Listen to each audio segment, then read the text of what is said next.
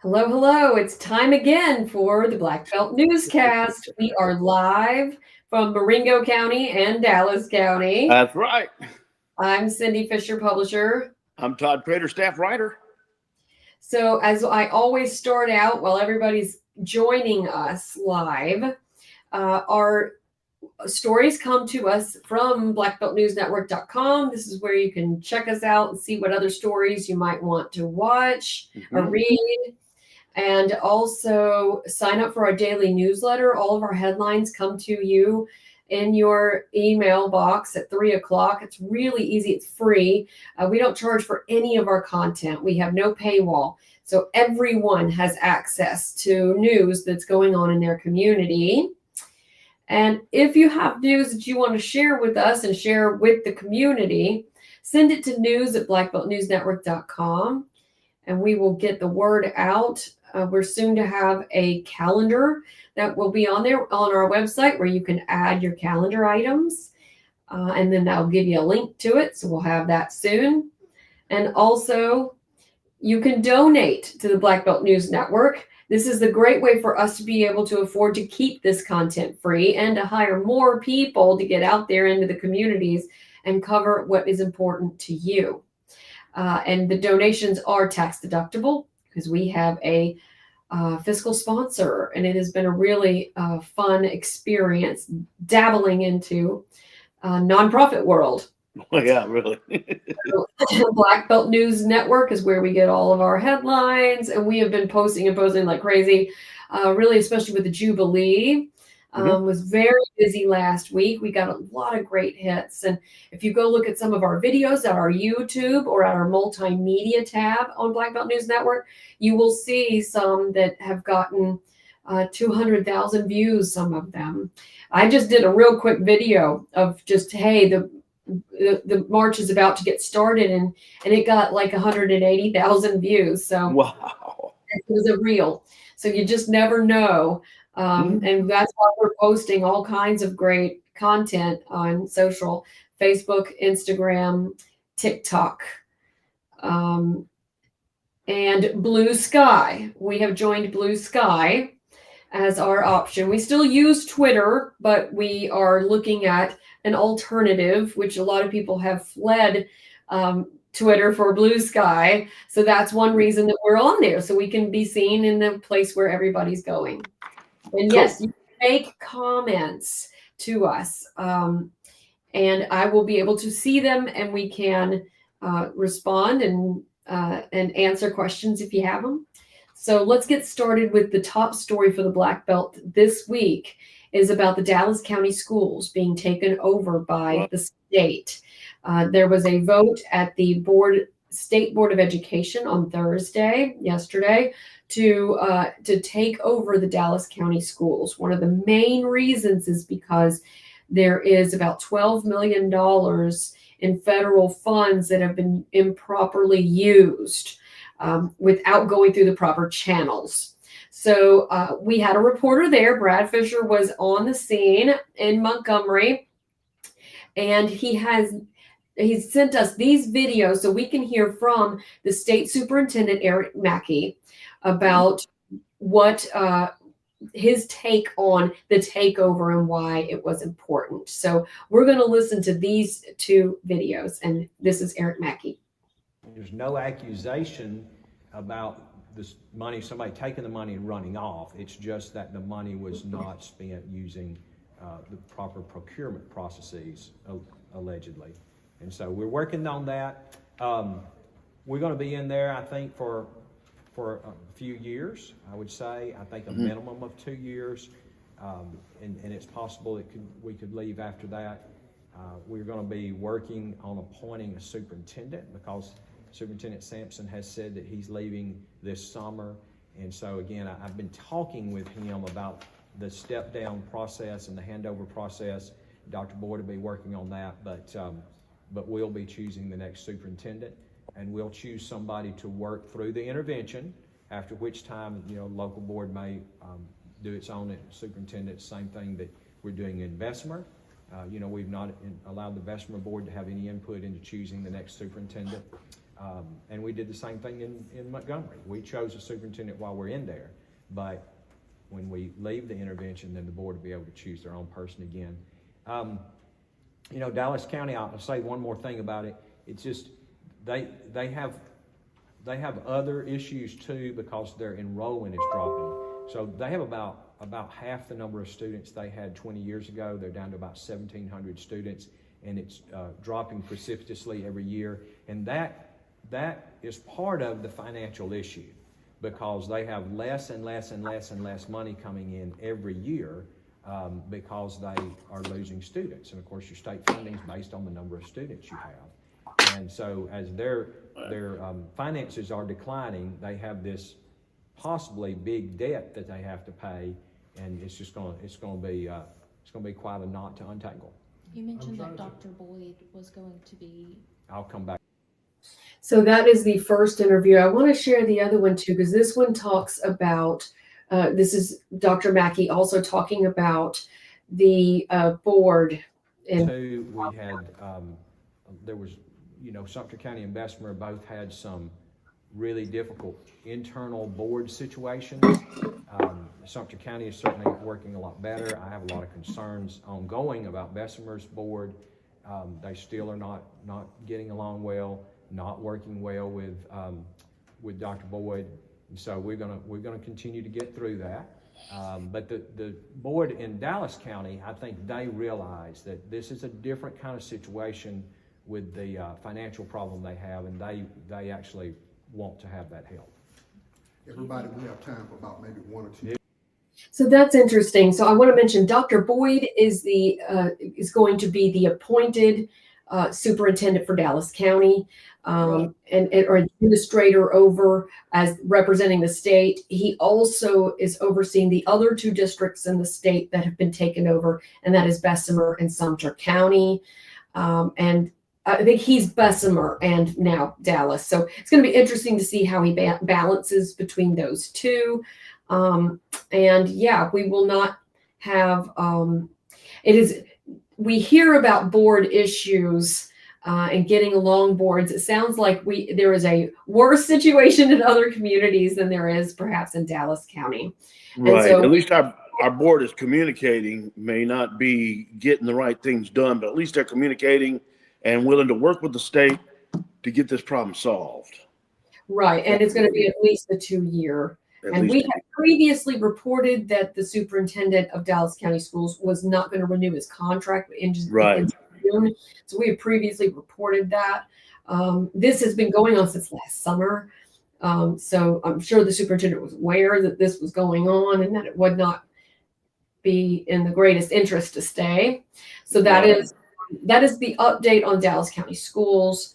And a quick aside, I don't know if you've seen it, I'm sure you have, that speaking of superintendents, Dr. Zacchaeus Burr, the former superintendent of Selma City Schools, is in the running to be the superintendent of Montgomery City Schools now. Oh, have they still not hired anyone? So I don't think they've hired them yet. Districts in the Black Belt that were looking for superintendents. One of them was Selma, and and they recently hired someone. And then the Demopolis schools also hired someone. Right. And now Dallas County will be looking for someone, but it looks like the state will be doing that appointment. All right.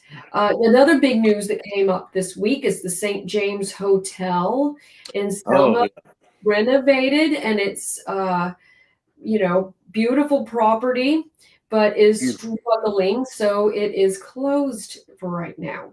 Tell us about what the owner told you.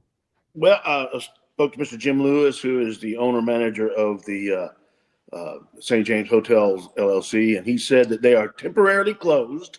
They've got new management that they have brought in. The old management was not doing exactly what they wanted. They are what he called a reset, kind of a reset reboot, revamping their management style, a new management team, although they have kept a lot of the same employees. And he said that they will have some slots open in the near future, but right now, a lot of the employees that have been there are staying there. But be several months. He didn't tell me exactly how many months because he doesn't know yet, but that it will be opening back up. It is only a temporary closure, and we'll be back in business before too long. Yeah, it's a shame. I know they've struggled with management over the years. Yeah. This isn't the first time that they have switched management teams. So we'll keep you posted on when they Right. reopen, Hopefully we'll have including the restaurant. Yeah, exactly. I'm hoping to have an update, some new information, so that by the time our next print edition comes out, we'll have more to tell you. So we also have a wrap up of the Jubilee that we gave a full 30-minute wrap up on Tuesday. Yeah. So go check out our YouTube page or our multimedia page on at live.newsnetwork.com, and you can watch the full wrap up with all the video.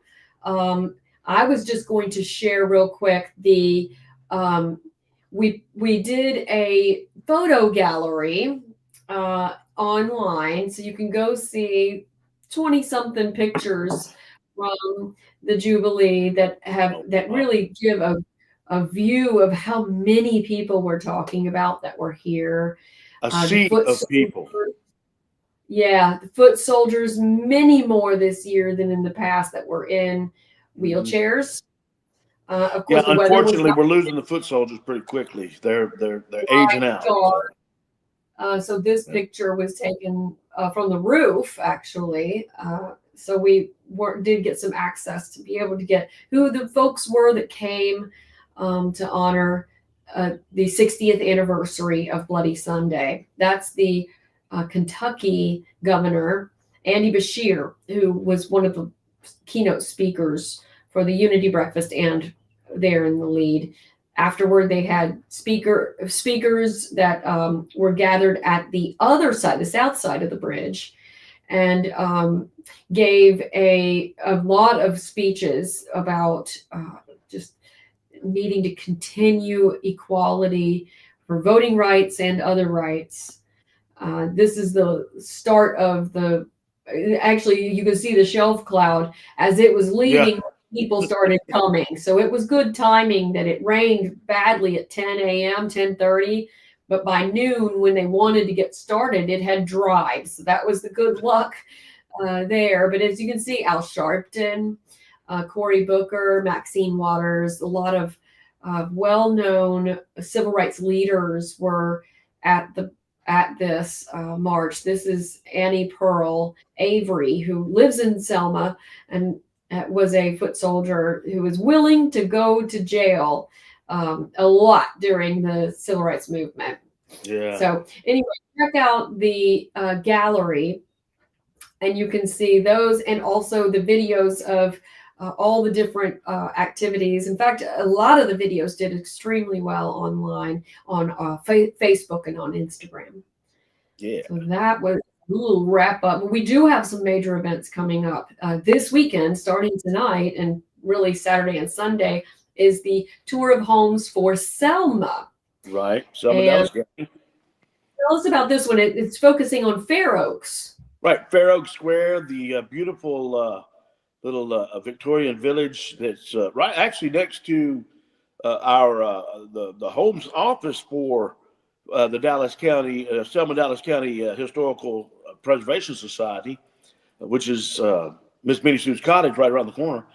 But there's also going to be, that's not the only group of homes that's on there. There is a number of beautiful homes. You can find it online if you do a search. I can sit here and list all the homes, but we don't have that much time. There's also a huge tour of Live Oak Cemetery, which is a separate tour, but it's also available during the weekend. And Live Oak Cemetery is one. You know, I did one time, Cindy. I took some pictures. I just happened to be in the cemetery. I don't even remember why. And I took some pictures, and I just posted them. Gosh, look at these pretty trees, you know. And I had people going, "Oh my God, that's the most beautiful place. Where is that?" Because it is one of the most beautiful, tranquil places you can go. And there's a tour this weekend of Live Oak. So there's going to be a lot of great homes on the tour this year. I know one home that's on there, Helene and Trey Taylor's home.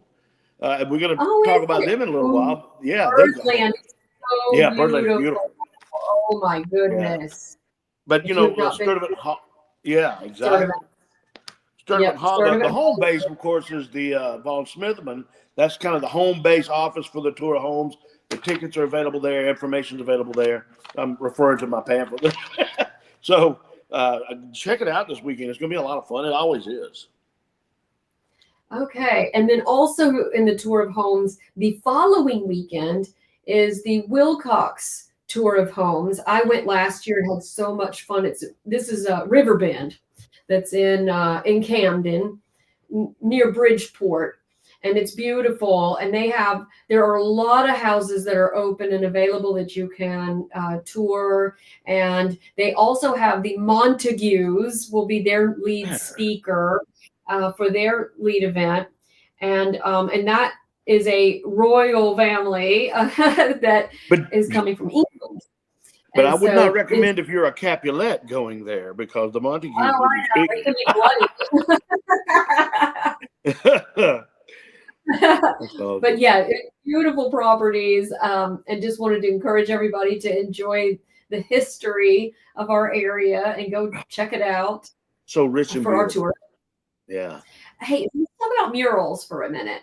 Yeah. Speaking of Trey and Hilly Taylor, they have painted another mural, and this one is actually on Water Avenue. It's donated by the Water Street Baptist Church at 3100 Water Avenue.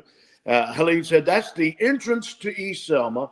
And a group of folks from it's actually done with the Macas. That's the nonprofit that they started. It's making art connections across Selma. And they teamed up with the Selma Center for Nonviolence and Reconciliation. And it's an alternative spring break program. So there was a group from universities in Massachusetts, Selma University, senior group from Blue Jean, McRae Gaines Center, Bridgewater State University of Massachusetts was the name of it. Some of the neighbors in the neighborhood came. Just a whole collection of diverse people came out and painted this beautiful mural.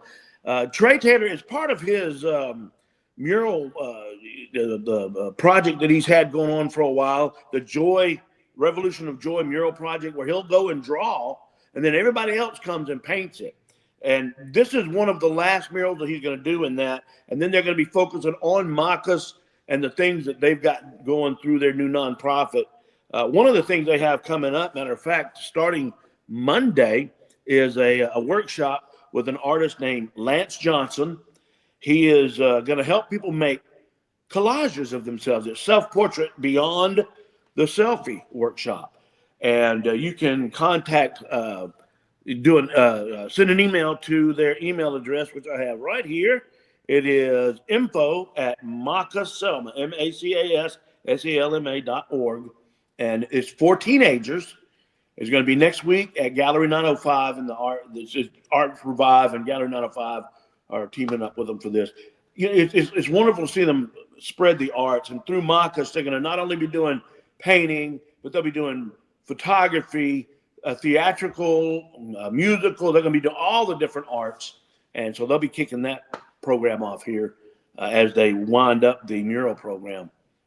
I do a lot of murals around the Black Belt because I actually was giving a speech at a University of Alabama journalism class, and there was a student there that said, "Hey, I went and painted the Orville." Oh, cool! County, she painted the Orville or helped at that mural. And then ate at the farmers market, which is across the street. Love it. Yeah. So what a great experience. And someone out of nowhere, it was like, hey, I know where that is. That's fantastic. And that's what they want to do. See there's somebody from somewhere else that now has a connection to us in the Black Belt. And so that's what Macas is all about. They have a beautiful one in Marion. They have a beautiful one in Uniontown as well. And I see that one all the time on my drives. So let's switch over to the river pitch competition. Oh, I'm so looking forward to this. I'm going to have to admit, I'm thinking I might enter this. I got to sit down with my friend, Mr. Preston McGee, who is from the University of Alabama Business School, and he is in Selma with the Selma revitalization of the Selma program that they're doing through the school. One of the things they're bringing down here, they've been doing in Tuscaloosa, is called River Pitch, where you have 3 minutes to pitch a business idea to professors and business experts who will give you guidance on how to further develop your ideas. They're going to do it March 27th. It'll be at 6 p.m. at the George Evans Center, right off Water Avenue. He said, please call him at 518-0559-334, 518-0559, or you can go to selma.ua.edu and get all the information you need on the website. Now, another thing he's doing is he is working to help raise money to light the Edmund Pettus Bridge. And you see me holding that little candle there. For a $20 donation, you get this really cool candle that says Lighting Selma. And they are helping to raise the money that it's going to take to light the bridge. So he's got, both of these things that are going on. I got my little candle right here. It's a neat little candle. I'm going to leave it on my desk. See there? Look at that. Lighting Selma. And it has a QR code. Yeah, it does have a QR so you get, and it smells so good. It smells good enough to eat. But yeah, River Pitch is going to be really interesting. That again is March 27th. We have a video interview with him that has all this information at Black Belt News Network as well. So you can get that information and the information about the Lighting Selma.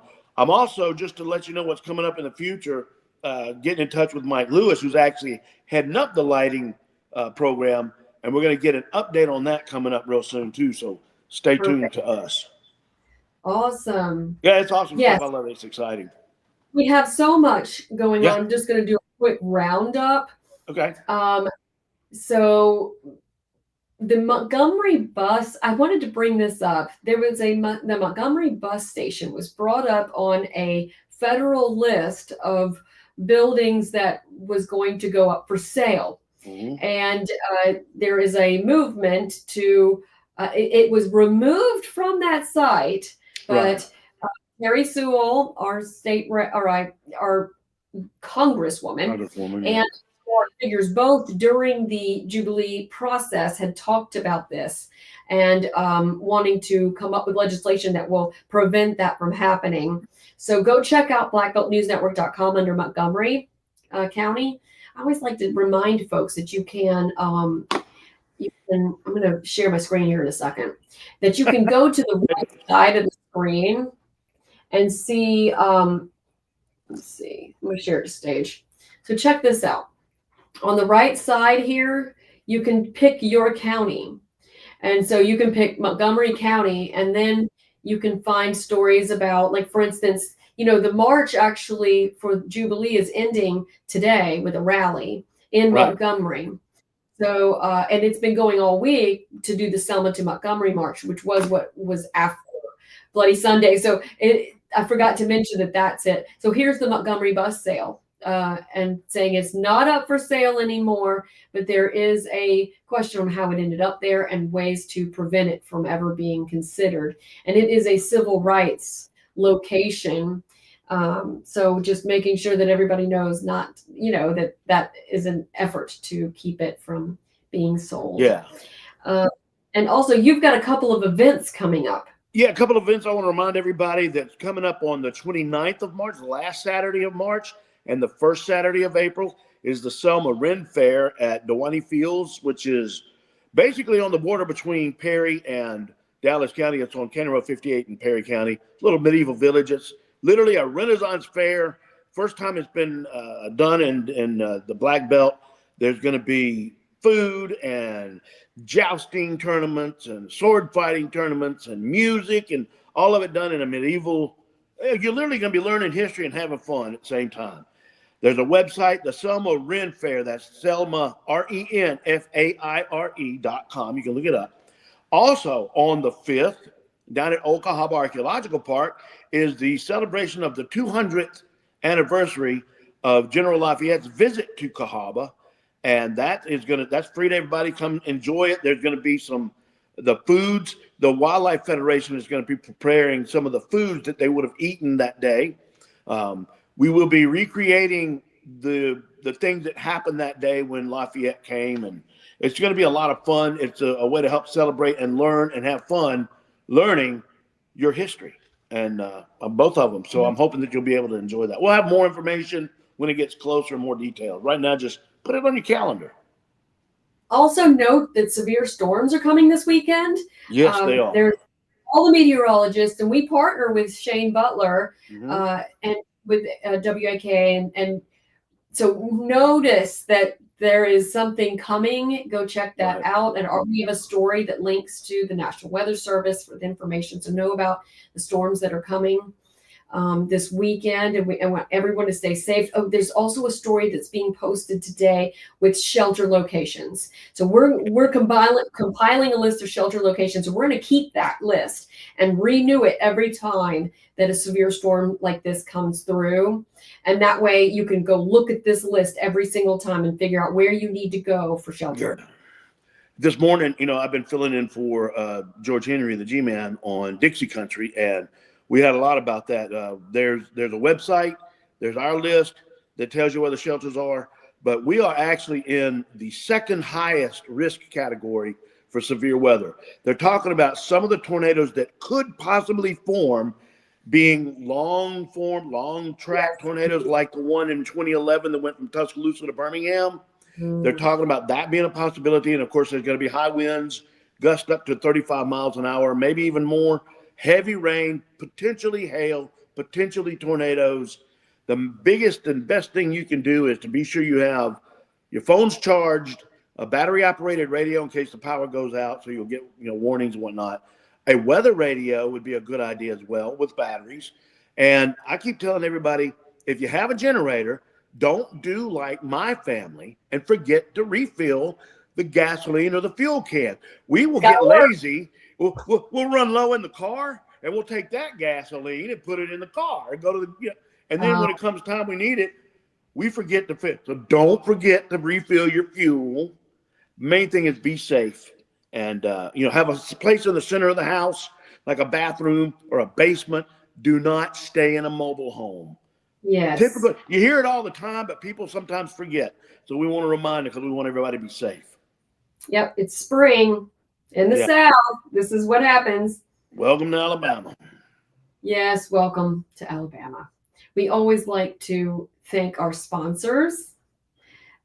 Thank you, Randall Services. Give a thoughtful final gift to your family by pre-planning your funeral with Randall Miller Funeral Services. It's a great idea because it ensures that your funeral happens the way you would like it to, and it could save you money. Call them at 334-874-9081. And we also make a reminder every time we take donations. Yes, please. Yes, we are trying to be free. We will not do a paywall. We want to cover, and we are independent news. We are located right here. We live in the Black Belt, right next door to you. We live right here in the Black Belt, experiencing life with you. We love it just as much as you do. So help us be able to afford to do that. And I do like the reminders too that you can write for us. So send your resume or just a note to me at news@blackbeltnewsnetwork.com that you'd like to write for us. We have received a lot of grants last year so that we can afford to pay for people to get out there and be our boots on the ground. We can't be everywhere. You can send your news to news@blackbeltnewsnetwork.com. So photos, videos. We've got a few in the queue right now that'll run next week as we are preparing.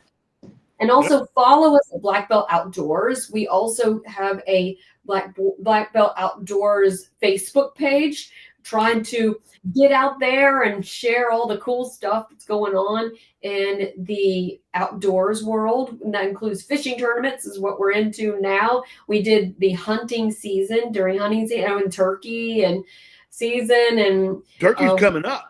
It's coming. And so we love doing stories about that and sharing pictures. We're trying to take over for Big Daddy. And I say try because it's hard, but we had Big Daddy last year, and he had his Big Daddy or BDL Outdoors, and we are trying to fill that whole as we can for the community that would like to, share what we've got going on in our ecotourism in the economy. And All while right. we're talking about outdoors, I'm the Millers Ferry Heritage Open is coming up in May, and Maddie Mendenhall has already taken registration. If you go to Facebook and just put in Maddie Mendenhall or put Miller Ferry Heritage Open, it'll take you to it. So I shared that on our Black Belt Outdoors good deal. Facebook. Yeah, I thought I saw that up there. Yeah. You can find a link in our Facebook. So we're trying to let you know all the ones you can participate in. So go follow us on Facebook. It costs nothing, and it keeps you informed. And that, Exactly. I like to say that too. Hold on. I like to say, follow us at Facebook. We're on Instagram, TikTok, YouTube, at Black Belt News Network. And we're doing so much up there. It's hard to keep up with all the videos that we put up. Trying to give however you're going to get your news. And you can be a sponsor too. If you have a business that you think needs to grow and get in front of the audience we have thousands that watch us each week. So you're not alone. You're watching it with everybody else, and we love you for it. So we are trying to connect the community. Let's do it together. We want to bring everybody together. Exactly. I know. That's what I have for this week. We will see you guys next Friday. Yes, we will. And let us know what stories you want to see, and we'll see you then. And be very, very careful tomorrow. But we'll see you soon.